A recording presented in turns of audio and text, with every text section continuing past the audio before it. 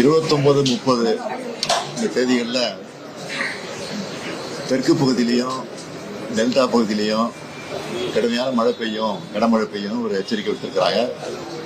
Red அலர்ட்டை கொடுத்துருக்குறாங்க. ஆக red alert கொடுத்துருக்கக்கூடிய மாவட்ட ஆட்சித்தலைவரிடத்தில் வீடியோ மூலமாக இன்னைக்கு தொடர்பு கொண்டு நாங்கள் கேட்டிருக்கிறோம்.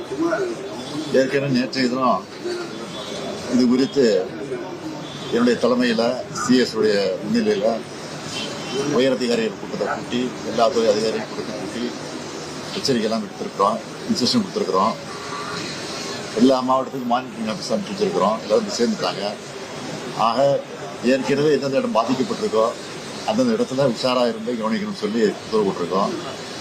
மின் கம்பிகள் எங்கெங்க அறுந்து போய் விபத்து ஏற்பட்டுச்சோ அந்த இடத்தையும் உஷாராக கண்காணிக்க வேண்டும் என்று சொல்லியிருக்கிறோம்.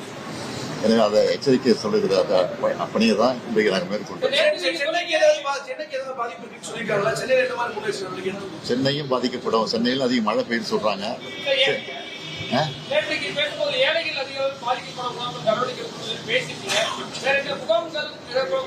எல்லா இடங்களும் முகாம்கள் ஏற்பாடு செய்யப்பட்டிருக்கு.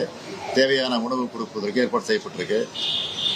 தாழ்வான பகுதியில் இருக்கக்கூடிய மக்களையும் உடனடியாக தண்ணி திறந்து விடக்கூடிய நேரங்களில் அவங்களையும் அப்புறப்படுத்துவதற்கு அதற்கான ஏற்பாடு செய்யப்பட்டிருக்கு.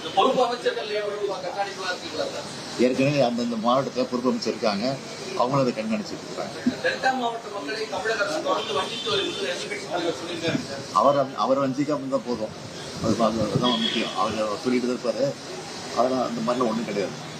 அவர் எப்போதுமே அதை சொல்லிட்டு இருப்பாரு. அதுக்கெல்லாம் பதில் சொல்ல வேண்டிய அவசியம் கிடையாது. ஓகே,